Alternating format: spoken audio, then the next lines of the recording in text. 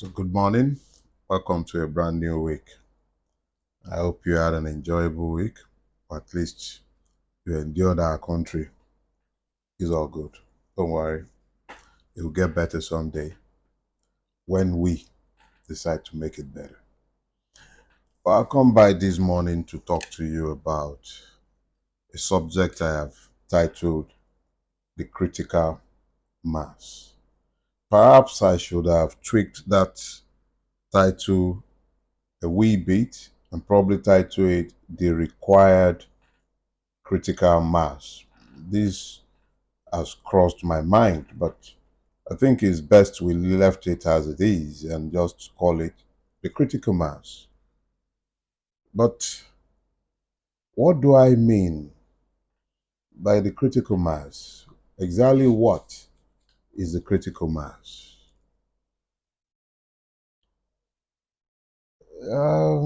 Physics will tell you that the critical mass is the minimum amount of fissile material that is required to maintain a nuclear chain reaction.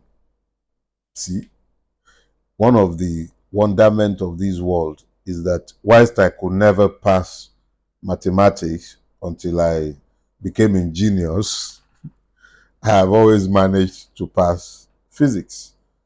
Very funny, but that's what he says. He says it's the minimum amount of fissile material. You know all those things that they were saying that Iran was doing, all those what was it again? Enriching uranium. Those are the fissile material. So when you have enough of it, that is the critical mass. That is the physics definition of the critical mass.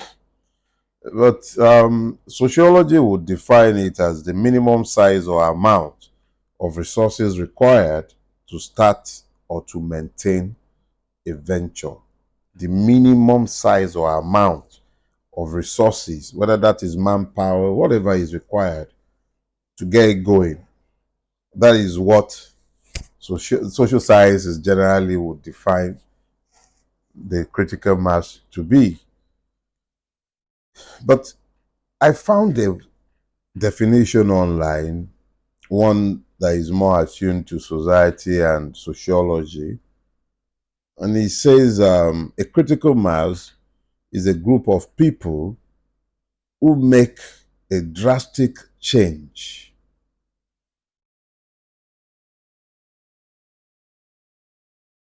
altering their behavior, opinions, and actions. A group of people who make a drastic change, altering their behavior, opinions, and actions.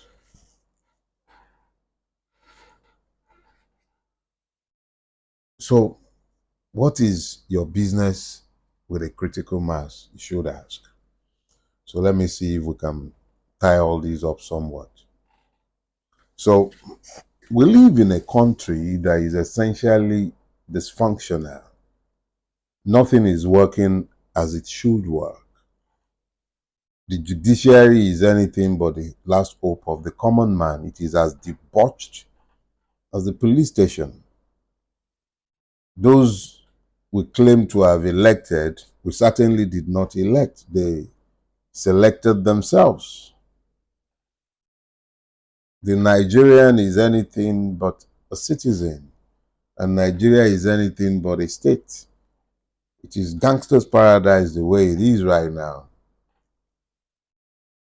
So, what does that critical mass have to do with the despoilation of our country and the normalization of evil?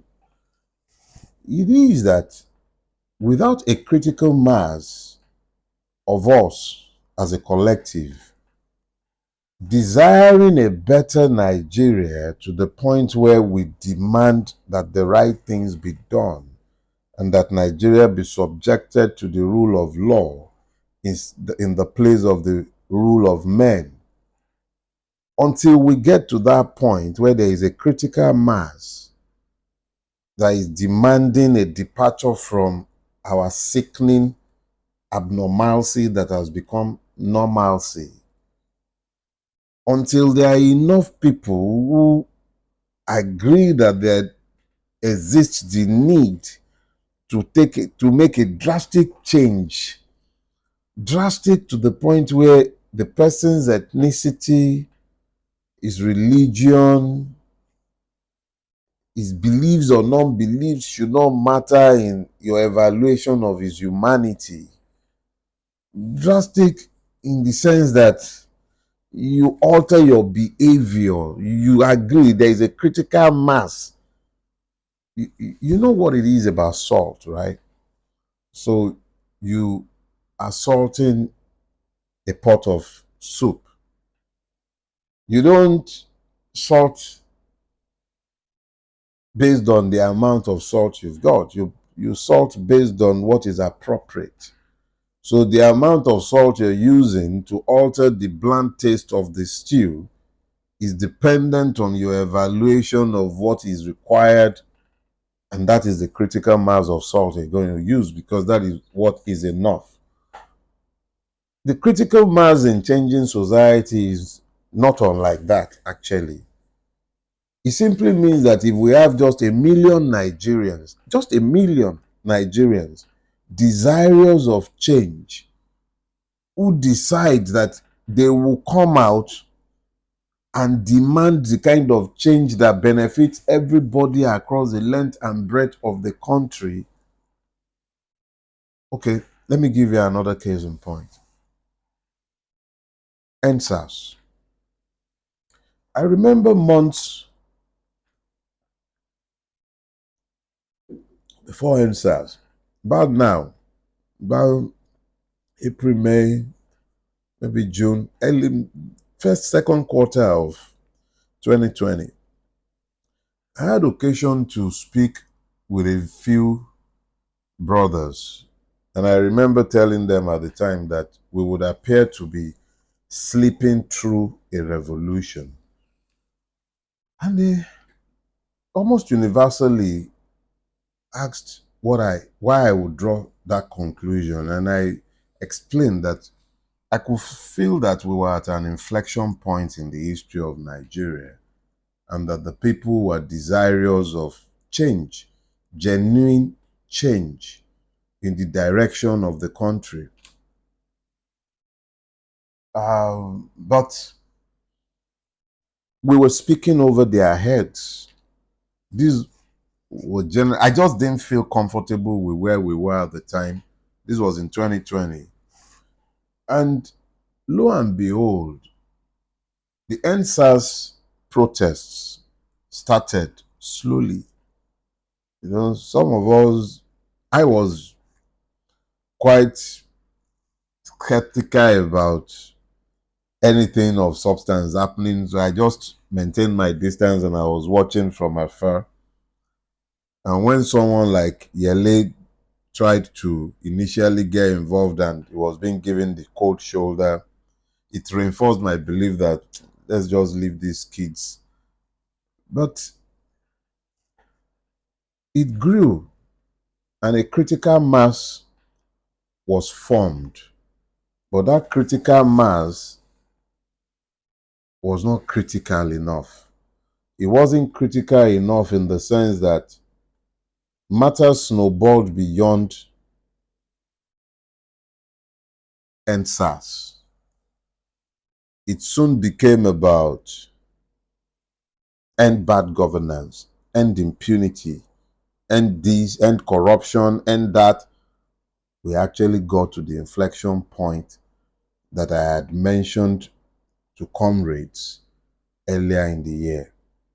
But we got there unprepared, because we were still talking EndSARS when the discussion ought to have changed and the people ought to have been prepared for an end to this evil system.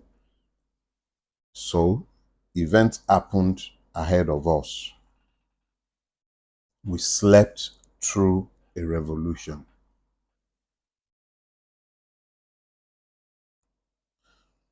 But we are entering a new phase now.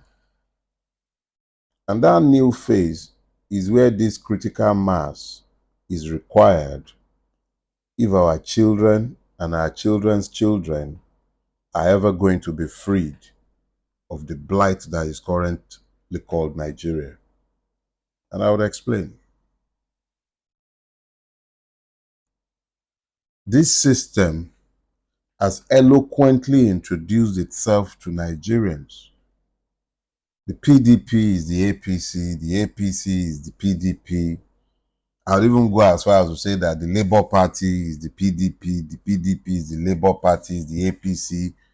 I don't really consider any of these parties to be ideological vehicles. But the key thing is this. There is a critical mass that has developed out of the EndSARS awakening. That critical mass is largely present in what is the obedient movement. That is without prejudice to the fact that there are many people who are not within the obedient movement who are equally awakened by the EndSARS, or who are active part of the EndSARS movement, but are in their own lane, completely different and even antagonistic to the obedient. That's the way the world is. We don't all have to sing from the same hymn sheet. But the most important thing is that there is an awakening, and that awakening is desirous of a different direction for Nigeria. That awakening, at least I can speak to that awakening within the obedient movement, with which I happily identify. And what I will say to that family, and even to those outside of that family, is this. Unlike 2020, when we were completely unprepared and we were just single issue about our demand, it was about end SARS. I think the time has come when we should change the conversation to end this system that does not work for all of us. I think the time has come to start talking about what should come after this system. Because the one thing that is clear, abundantly clear, is that this system is not working for me and you. And it is unlikely to work for our children or their children's children. So, this critical mass to which I speak, I'm not just speaking to the number of people they are resolved to change things. I'm talking about their readiness to be critical, as in reflect, think deeply, think introspectively about the realities that we are going to be faced with in the coming days, months, and years. Be critical about the choices you make. Don't let it be about ethnicity or about religion. Be critical. Yes, it is sufficient to talk in terms of the sociological aspect of the critical mass, but I believe that it is also as critical that the critical mass should be about ideas as much as possible. Those ideas forms the ideals that should bind people even when their ethnicity, their religion, and even their socio-political views might not necessarily be the same thing. If the strategic objectives that have been identified in your critical evaluation of your realities suggest that you have common things that you can all work with, yeah, you should work together. By all means, as long as you're not compromising principles. That is the critical mass to which I speak. But you see, there is a very important part. In fact, there are like two things that we need to understand very clearly, that before a mass can be said to be critical, it must have been bound together based on conviction, and most importantly, it's got to be based on truth, because that is the only time it can stand the test of time. If the mass is not formed on account of larceny, if it is formed based on ideas and ideals, it will stand the test of time. It will endure crises. It will survive adversity if it is found on truthful conviction.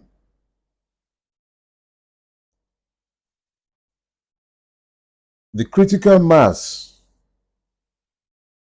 required to effect these changes cannot be fixed on living. It cannot. It must live with the reality of his mortality, but it must not be afraid of death. That critical mass must understand that there will be times when they would have to plant trees and they will not be around to eat the fruit. Their children and their children's children would have to eat of those fruits. If we are ever going to birth a Nigeria that works for all, even if you broke Nigeria up into all of your desired homelands, even to make those work, you're going to have to think beyond your existential considerations. You need to think, looking to the future, projecting into the future, and on the basis of what you see in the future, you plan from the present.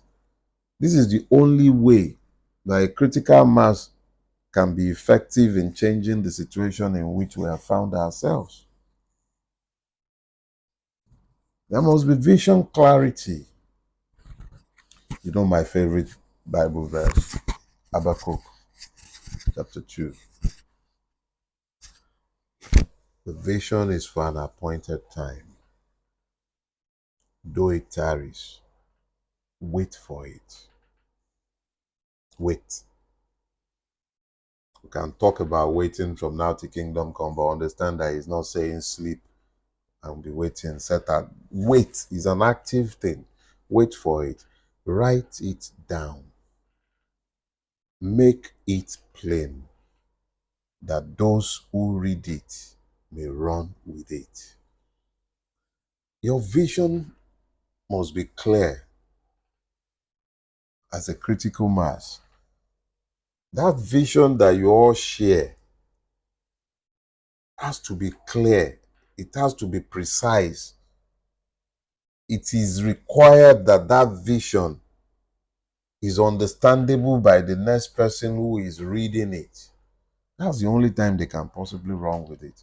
So if you have a critical mass united by a vision of a better future, that critical mass then finds it that much easier to take the sociological step forward and become a group of people who make a drastic change, altering their behavior, opinions, and actions.